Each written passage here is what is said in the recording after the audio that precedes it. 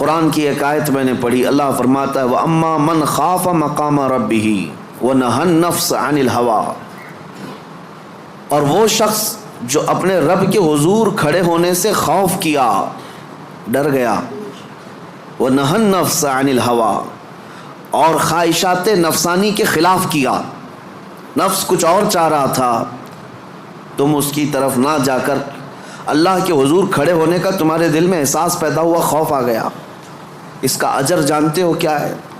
قرآن کہتا ہے فَإِنَّ الْجَنَّةَ هِيَ الْمَأْوَىٰ، تو ایسے آدمی کا ٹھکانہ تو جنت ہی ہے، اس کا ٹھکانہ سیدھے جنت ہے۔ خواہشات نفسانیہ یہ ہر ایک کو دی گئی ہیں، یہ انسان کے ساتھ ساتھ چل رہی ہیں، اسی سے جنگ ہماری پوری کنٹینیو موت تک چلتی رہتی ہے۔ دنیا میں دوست بھی بنتے ہیں، دشمن بھی بنتے ہیں، دوست چھوٹ سکتے ہیں اور دشمن ختم بھی ہو سکتے ہیں، لیکن تمہارا نفس تمہاری موت تک ساتھ رہتا ہے، ہر گھڑی ساتھ رہتا ہے۔ وہ نفس ہمارے ساتھ ہے جس نے شیطان کو بھی گمراہ کیا۔ آپ سوچ سکتے ہیں ہر برے کام میں ہم یہ کہتے ہیں کہ شیطان نے بہکا دیا، شیطان نے بہکا دیا، یہی کہتے ہیں، نماز نہیں پڑھے شیطان ورغلایا بہکایا، صبح نماز میں نہیں آئے شیطان سلا دیا۔ مجھے یہ بتاؤ آدم علیہ السلام کو سجدہ کرنے سے جو شیطان نے انکار کیا اس کو کس نے منع کیا؟ ساری دنیا کو شیطان بہکاتا ہے تو شیطان کو کون بہکایا؟ تو محدثین فرماتے ہیں یہ نفس امارہ ہے جو ہر ایک کے ساتھ ہے، یہ شیطان کو بھی ہرا سکتا ہے، وہ شیطان کو بھی شکست دیتا ہے، وہ سب کے ساتھ ہے، وہ سب کے ساتھ ہے۔ اس نفس کو، اس خواہشات کو اگر کوئی چیز دنیا میں کنٹرول کر سکتی ہے تو وہ صرف ذکر اللہ ہے، اللہ کا ذکر اسے قابو میں رکھ سکتا ہے۔ باقی اس قدر خطرناک ہے خواہشات نفسانیہ کہ بعض لوگ یہ سمجھتے ہیں کہ جوانی ختم ہونے کے بعد بڑھاپے میں کوئی خواہش نہیں ہوتی، بلکہ بہت سارے بوڑھوں کو زنا کرتے ہوئے دیکھا گیا، اور میرے آقا صلی اللہ علیہ وسلم فرماتے ہیں روئے زمین کے سب سے بدترین لوگ ہوں گے وہ جن کی طرف قیامت کے دن اللہ نظر بھی نہیں فرمائے گا۔ کچھ لوگوں کے بارے میں حدیث میں ہے قیامت کے دن رب تعالیٰ ان کی طرف نظر بھی نہیں فرمائے گا۔ یہ کون لوگ ہیں جو بڑھاپے میں بھی جا کر گناہ نہ چھوڑ سکے؟ اور وہ کون سے بوڑھے ہیں جو بڑھاپے میں بھی نہیں چھوٹ سکے ان سے گناہ؟ یہ وہی لوگ ہیں جو خواہشات نفسانی کے غلام تھے۔ مولا علی کرم اللہ وجہہ الکریم فرماتے ہیں اللہ نے ہر ایک کے ساتھ نفس بھی دیا، عقل بھی دیا۔ نفس کیا ہے؟ تمہارے خواہشات، اور عقل تمہیں فیصلہ کر کے بتاتی ہے۔ لیکن حضرت علی کرم اللہ وجہہ الکریم فرماتے ہیں جس کا نفس عقل پر غالب آ گیا اس آدمی سے زندگی میں کبھی خیر نہیں ہوگی، وہ کوئی صحیح فیصلہ نہیں لے سکے گا۔ جس کا نفس اس کی عقل پر غالب آ گیا، اور جس نے اپنے نفس کو ہرا دیا، شکست دیا، تو اس کی عقل اتنی پاورفل ہوتی ہے کہ وہ ہزاروں کو زیر و زبر کر سکتا ہے اور دنیا کے بڑے فیصلے لے سکتا ہے۔ جس نے اپنے نفس کو کنٹرول میں رکھا، اپنے خواہشات کو اپنے تابع رکھا، خود اس کا غلام نہیں بنا۔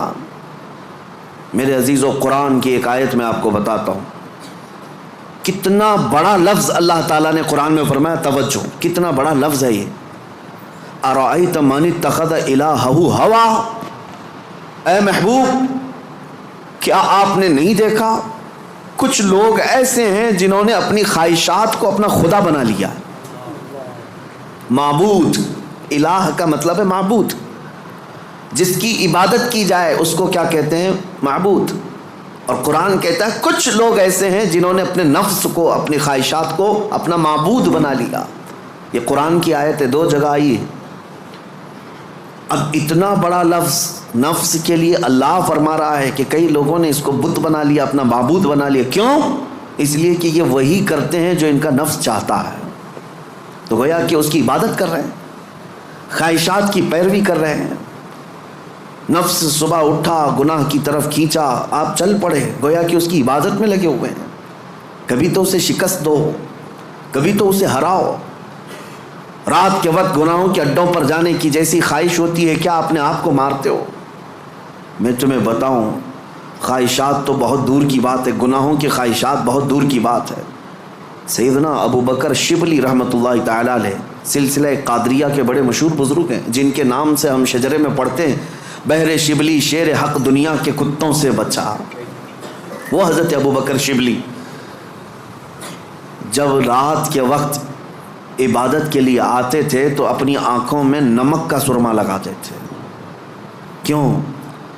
صرف اس لیے کہ نیند اگر آئی تو گویا کہ میں اپنی خواہش کا غلام ہو گیا، اپنے رب کا نہیں۔ عبادت اس کی ہو رہی ہے اور میں خواہش کے پیچھے چل رہا ہوں، حالانکہ نیند جو ہے یہ فطری چیز ہے، کسی کو کہیں پہ بھی آ جاتی ہے۔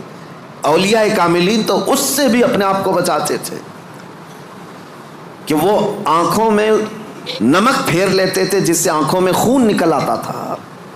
لوگ کہتے بھی تھے تو کہتے کہ اگر اللہ کی عبادت کے دوران اونگ آتی ہے، جھپکی آتی ہے، تو ان آنکھوں کی سزا یہی ہے کہ انہیں نمک لگا دیا جائے۔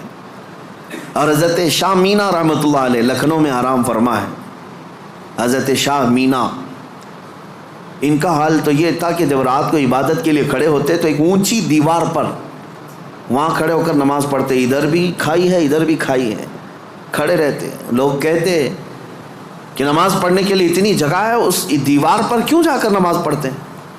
حضرت شاہ مینا فرماتے تاکہ میں ہمیشہ اللہ کی عبادت میں مصروف رہوں، اگر نیند آئی تو میرا جسم دیوار سے نیچے آ سکتا ہے اور اس جسم کو وہی سزا ملنی چاہیے جو اپنے رب سے غافل ہوتا ہو۔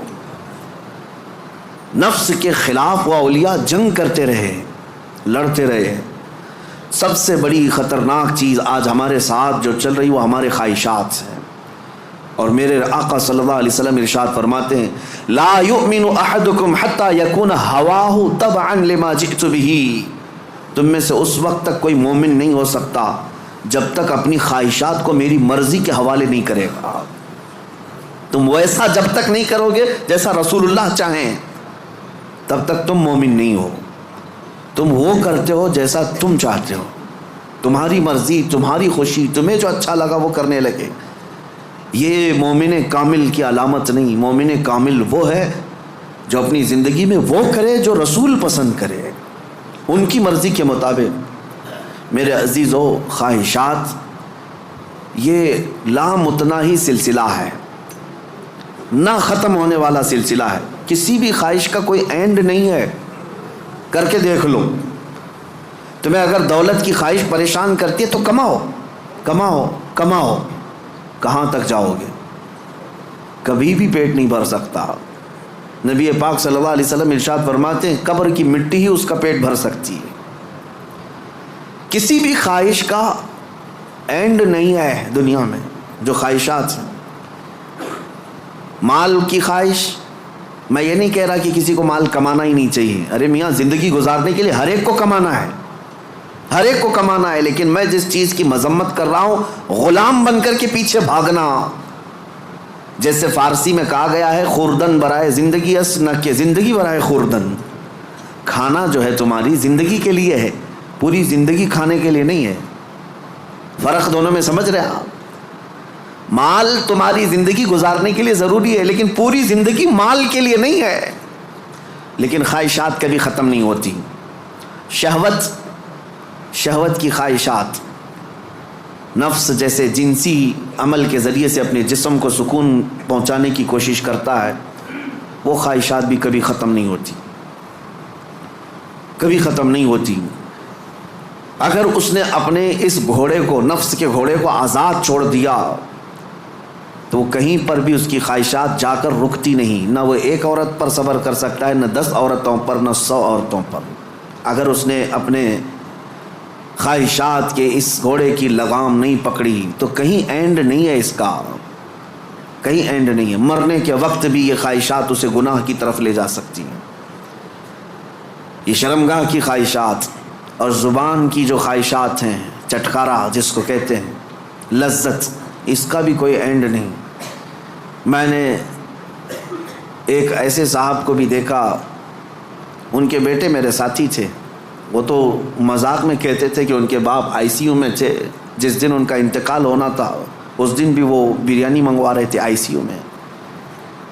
تو یہ تو ایک نارمل سی بات تھی، ہنس کر کے وہ کہہ رہے تھے، لیکن وجہ یہ تھی کہ وہ ایڈکٹ تھے بریانی کی۔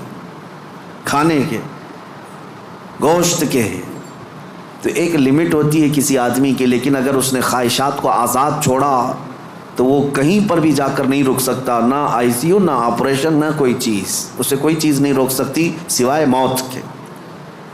موت آنے تک وہ اپنی خواہشات میں ڈوبا رہے گا، ڈوبا رہے گا۔ خواہشات ایک سمندر ہے، وہ ختم نہیں ہوتا کبھی، اسی لیے میرے عزیزوں جتنا کم ہو سکے سمیٹ لو اپنے آپ کو۔ دنیا تمہیں ہاتھ پاؤں مارنے سے کتنی مل سکتی ہے، کتنی مل سکتی ہے مجھے بتاؤ؟ تم زیادہ سے زیادہ کس قدر اپنے آپ کو دنیا میں خوش رکھ سکتے ہو ان خواہشات کو پورا کر کے؟ کبھی نہیں۔ گناہوں میں یہ تمہیں ایسا برباد کر کے رکھیں گے خواہشات کہ تمہارے جسم مفلوج ہو جائیں گے، ایک دن موت کا وقت آئے گا، سارے درد تمہارے نکل رہے ہوں گے۔